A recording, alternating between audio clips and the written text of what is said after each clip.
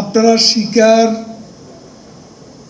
করবেন কি করবেন না আমি জানি না। কয়েকদিন আগে জনসংহতি সমিতির প্রধান নেতা সন্তু লারমার সঙ্গে প্রধানমন্ত্রী শেখ হাসিনার নির্দেশে আমি মিলিত হয়েছিলাম এক বৈঠকে। আজকে তাকেও আমি বলেছি, দেখুন, শান্তি চুক্তি বাস্তবায়ন সম্পন্ন হতে সময় লাগে, কারণ সেখানের মূল সমস্যা হলো ভূমি, ল্যান্ড প্রবলেম, সেটেলমেন্ট প্রবলেম। সবচেয়ে জটিল হচ্ছে এই ভূমি সমস্যা। এর সমাধান অত সহজ নয়। তাছাড়া আজকে নেতৃবৃন্দ বলুন, গত 16 বছরে পার্বত্য চট্টগ্রাম বদলে গেছে। কি অপরূপ দৃশ্যপট উন্নয়নের, যেদিকে যায় শুধু উন্নয়ন চোখে পড়ে। কুজেন্দ্রলাল ত্রিপুরা ভুলে গেছেন কিনা জানি না। যোগাযোগ ব্যবস্থার প্রশ্ন আসলে বাংলাদেশের অন্যান্য এলাকা যোগাযোগে কানেক্টিভিটিতে, বিশেষ করে রোড কানেক্টিভিটিতে যে উন্নয়ন হয়েছে, পার্বত্য চট্টগ্রামেও সেই উন্নয়ন হয়েছে। হয়নি? কুজেন্দ্রলাল ত্রিপুরাকে আমি সবার সামনে বলতে চাই, একসঙ্গে 42টি 42 bridges open by prime minister. কি হয়নি?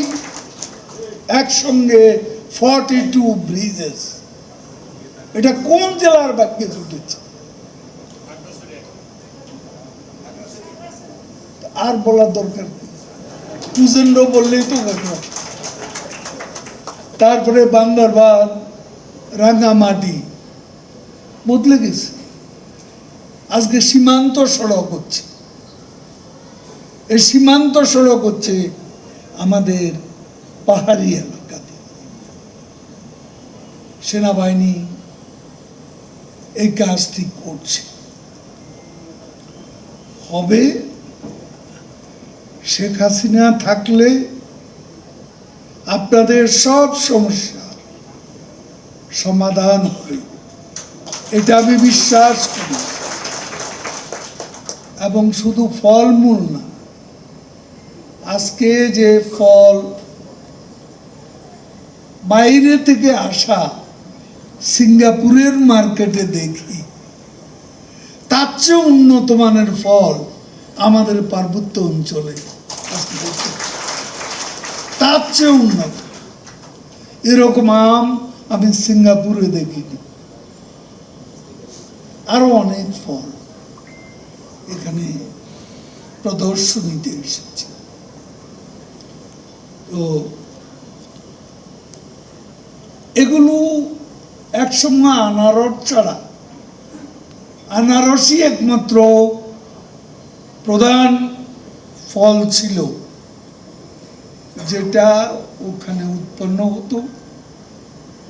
বাইরে আসার অপেক্ষা অনেক আনারস পচে যেত। তার কারণ যাতায়াত ব্যবস্থা, যোগাযোগ ব্যবস্থা ছিল না। আজকে যোগাযোগ ব্যবস্থার উন্নতির কারণে আপনাদের এত সুমিষ্ট ফল ঢাকায় চলে আসে। চট্টগ্রামে চলে আসে রোজ রোজ প্রতিদিন।